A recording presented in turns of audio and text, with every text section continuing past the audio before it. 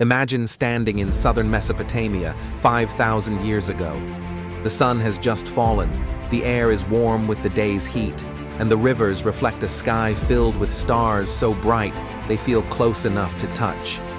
There are no streetlights, no engines, no towers of steel. Only the hum of insects, the bleating of goats settling for the night, and the muffled voices of families gathered on the flat rooftops of their clay houses. The scent of bread still hangs in the narrow alleys.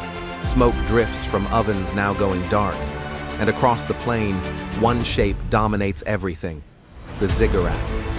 A mountain made by human hands, tier upon tier of mud brick and bitumen, rising where the earth itself offers no peaks. To walk through a Sumerian city was to walk inside an invention. Houses pressed close together, streets winding like veins, canals feeding gardens, markets alive with voices. But no matter where you stood, your gaze would always be pulled upward toward the ziggurat. Freshly plastered, it shone white by day, reflecting the desert sun. By night, it loomed like a shadow cut against the stars. From its base, staircases climbed in deliberate symmetry, wide enough for processions of priests, steep enough to feel like a test of devotion. This was not a palace for kings, nor a tomb for the dead. It was something stranger, a solid mountain of engineered clay, crowned with a small chamber called the Giganu, a place the Sumerians said was the dwelling of their gods. But what did that mean? To us, it sounds symbolic, poetic. But the Sumerians did not speak in metaphors alone. Their tablets describe gods who descended, shining beings who walked among mortals, who held councils, issued decrees, and demanded houses be built for them. The ziggurat, then, was not just a stairway of faith.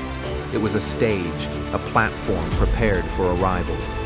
Picture the building of it. Workers knee-deep in clay, scooping mud from the river, pressing it into molds, leaving thousands of bricks to dry in the sun. Each brick stamped with a king's seal, carried up ramps by sweating backs, laid in courses with bitumen sticky as tar.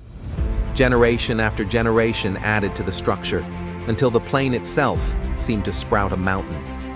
A mountain that was not natural, but intentional. Mainstream scholars argue these were symbolic mountains, bridges between heaven and earth, in a land without natural peaks. They were astronomical calendars, aligned with solstices and stars. They were stages for ritual. And yet, questions linger. Why repeat the same form in every city? Why consume so much labor for structures with no rooms, no treasures, only solid mass and a flat crown? Why describe the gods not as distant spirits, but as beings who physically came down? Faith explains some of it, but the myths suggest more. Now imagine the city on a festival night. Torches blaze along the stairways, drums echo in the alleys. Priests in linen climb step by step, chanting in unison, carrying bowls of food, jars of beer, incense heavy with smoke. At the summit, the Gigunu waits, an empty room, ready. The chants rise louder, and then brilliance, a noise like thunder, a glow that sears the night sky. The people kneel in the streets below, faces turned upward. To them, their gods have descended. Was it faith alone that staged this scene, or memory of something more tangible, retold as myth? The tablets offer more clues. They tell of the Anunnaki, lords of heaven and earth, who divided power among themselves.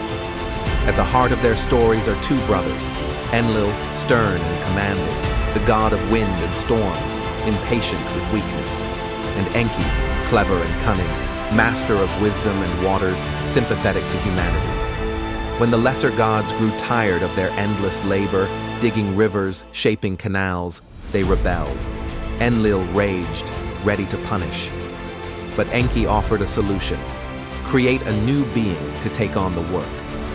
From clay, mixed with the essence of a sacrificed god, humanity was formed. Not as children of love, but as laborers. Intelligent enough to serve, not free enough to question. Our origin in these stories was not a gift, it was a contract. But humanity grew, multiplied, filled the land. Their noise disturbed the gods. Enlil, angry at the clamor, resolved to erase them. A great flood would wash the earth clean. The council swore secrecy. No mortal was to be warned. But Enki, unwilling to let his creation perish, found a loophole. He whispered instructions to a man named Utnapishtim through the wall of a reed hut, so technically he did not break his oath. Tear down your house. Build a boat. Seal it with bitumen. Bring your family, your craftsmen, the seed of all living things. The storm came. The waters rose. For 7 nights and days, the world drowned. The gods themselves cowered in heaven at the power of the deluge. But when the waters receded, the boat rested on a mountain. Utnapishtim released a raven, and when it did not return, he knew the land was dry. Humanity survived, not by divine mercy, but by disobedience, by a secret whispered, by a man who listened. Then there is the Sumerian king list, one of the strangest artifacts ever uncovered. It describes the reigns of kings stretching tens of thousands of years, 241,200 years in total before the flood. Historians say it is symbolism, a way of expressing greatness.